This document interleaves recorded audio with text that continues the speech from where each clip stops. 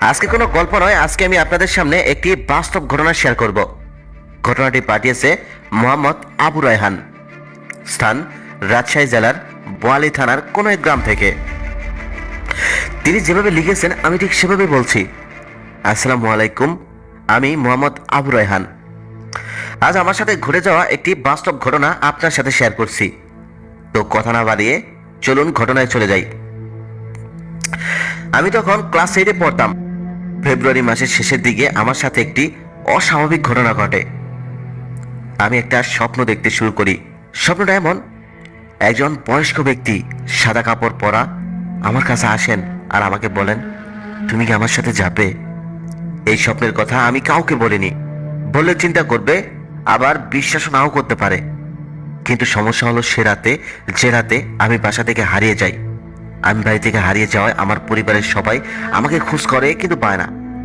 আমি হঠাৎ কিভাবে হারালাম সেটা আমি জানি না, তবে প্রায় 2 দিন পর আমার ঘুম ভেঙে গেল।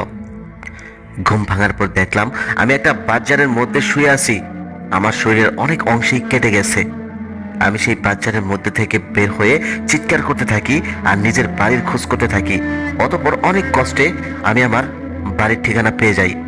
বাসা আসার পর সবাই আমাকে দেখে কান্নাকাটি করতে শুরু করে। 2 দিন থেকে আমি নিখোঁজ।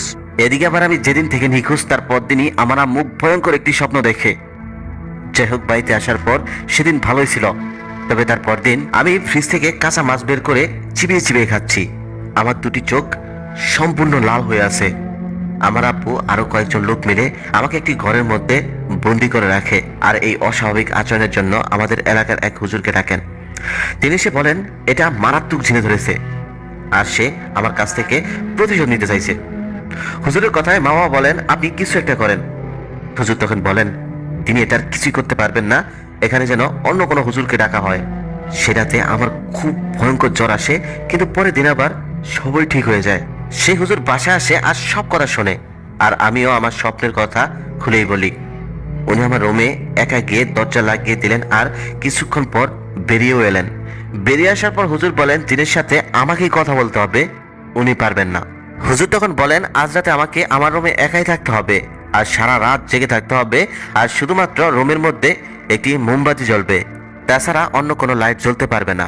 আর হুজুর বলেন আমাকে সেই স্বপ্নের জিনের কথা মনে করতে হবে, সারা রাত মনে করতে হবে, কিন্তু যখনই সেই জিন আসবে তখন নাকি মোমবাতি বন্ধ হয়ে যাবে। তারপর সালাম দিয়ে বলতে হবে মহারাজ আপনি কি এসেছেন, আর কিসের জন্যই বা আমার সাথে আপনি এমন আচরণ করতেছেন। আমি প্রথমে ভয়ে রাজি হইনি, কিন্তু আব্বু জোর করে আমাকে ঠিকই রাতের বেলা আমার রুমে ঢুকিয়ে দেয় আর আমার রুমে শুধু একটি মোমবাতি জ্বলছে। ভাই পুরো ভয়ে আমি শেষ হয়ে যাচ্ছিলাম, তবে ভয়ে ভয়ে কখন যে ঘুমিয়ে গেছি তা আমি নিজেও জানি না। তারপর সকালে ঘুম থেকে উঠে দরজা ধাক্কা দিলাম আর আম্মু দরজা খুলে দিল। দেখছি বাইরে অনেক লোক আমার জন্য অপেক্ষা করতেছে। হুজুরও চলে এসেছে। হুজুর আমাকে বলল কি কাজ হয়েছে? আমি হুজুরকে বললাম না হুজুর, আমি কখন ঘুমিয়ে গেছি আমি নিজেও জানি না। হুজুর এই কথা শুনে আমাকে ইচ্ছে মতো গালি দেয়, বলে আজকে তাই করতে হবে, না হলে জিন আমাকে ছাড়বে না। তাই বাধ্য হয়ে পরের দিন রাতে ওই সেম একইভাবে ঘরের মধ্যে বন্দি থাকলাম। শুধুমাত্র একটি মোমবাতি জ্বলতেছে, আমার কাছে ফোনও ছিল না। কিন্তু ভাই বিশ্বাস করেন, রাত প্রায় 4টার সময় হঠাৎ করে মোমবাতি নিভে যায়। আমার রুমটা খুব বেশি ঠান্ডা হয়ে যায়। আমি ভয়ে ভয়ে চুপ ছিলাম। হুজুরের সব কথা বলতে ভুলেই গিয়েছিলাম আমি। ভাই আমার কলিজাটা তখন বের হয়ে আসছে যখন একটা খুব ভয়ঙ্কর কণ্ঠ বলল, আমি জানি তোকে এখানে কেন রাখা হয়েছে, আমি ক্ষমা করব না, তুই আমার মেয়েকে মেরে ফেলেছিস। হাতটা অবশ হয়ে যাচ্ছিল। ওই কণ্ঠটা এতটা ভয়ঙ্কর ছিল যা ভাষায় প্রকাশ করা যাবে না। চিন্তা করেন 15 বছরের একটা ছেলে ওরকম একটা সিচুয়েশনের মধ্যে পড়লে তার কি অবস্থা হতে পারে। মনে হচ্ছিল আমি আজকেই মারা যাব। তাও কোনো মতে আমি শুধু এতটুকু বলতে পেরেছি যে দয়া করে আমাকে ক্ষমা করে দিন। আমি জানি না কখন আপনার মেয়েকে মেরেছি, দয়া করে আমাকে ক্ষমা করে দিন। ভাই তখন ওই জিনটা বলল যে আমি আজ থেকে অনেক দিন আগে একটা কালো বিড়ালকে লাথি মেরেছিলাম। ওই বিড়ালটাই ছিল ওই জিনের মেয়ে, আর আমি তাকে মারার জন্য সে জিন আমার সাথে এরকম করতেছে। আমি তখন কাঁদতে কাঁদতে 2 হাত জোর করে বললাম আমি জানতাম না বিড়ালটা আপনার মেয়ে। সেদিন প্রায় আমি মরণ কান্না কাঁদলাম। তারপর জিন বলল একটা শর্তে ক্ষমা করবো তোকে। আমার মেয়ের কাছে ক্ষমা চাইতে হবে, আর আমাকে 4টা কালো ছাগল দিতে হবে। আমি তোতলাতে তোতলাতে বললাম, ঠিক আছে, আমি রাজি।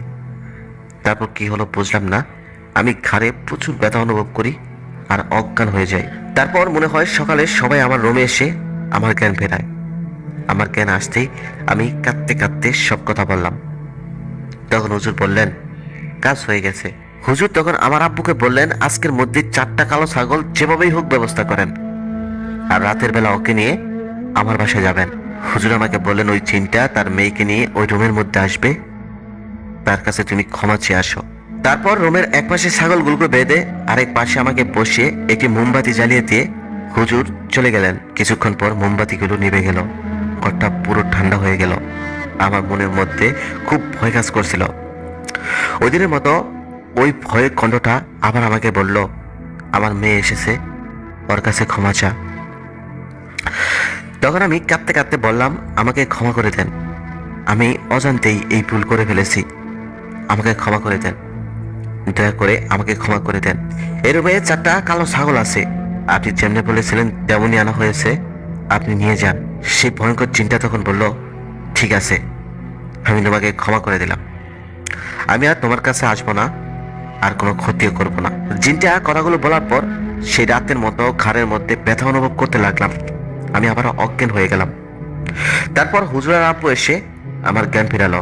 জ্ঞান ফেরার পর রুমের মধ্যে দেখলাম সেই ছাগলগুলো আর নেই। তারপর হুজুর বলল, আলহামদুলিল্লাহ, সব ঠিক হয়ে গেছে, আর কোনো সমস্যা নেই। তারপর হুজুর আমাকে ঝাড়া দিয়ে দিলেন আর 7 দিনের জন্য একটি তাবিজও দিলেন, আর বলে দিলেন 7 দিন এই তাবিজটা ব্যবহার করার পর মাটির মধ্যে পুঁতে ফেলতে হবে। তারপর থেকে আর কোনো খারাপ ঘটনা ঘটে নাই, সবকিছুই স্বাভাবিকই হয়ে যায়। ভাই এখন আলহামদুলিল্লাহ ভালো আছি। ভাই এটা আমার জীবনের সব থেকে ভয়ঙ্কর ঘটনা। বিশেষ করে ওই হুজুর যেই কাজগুলো করতে বলেছিল, আর ঘরের মধ্যে ওই জিনের সাথে কথা বলা, আমি মারা যাওয়ার আগ পর্যন্ত আমার মনে থাকবে এই কথা। যাই হোক, এই হলো আজকের ঘটনা। ঘটনাটি কেমন লেগেছে অবশ্যই জানাবেন, আর আপনাদের সাথে এমন কোনো ঘটনা ঘটে থাকলে অবশ্যই মেইলের মাধ্যমে আমাকে পাঠাবেন। ভালো থাকবেন, সুস্থ থাকবেন, আল্লাহ হাফেজ।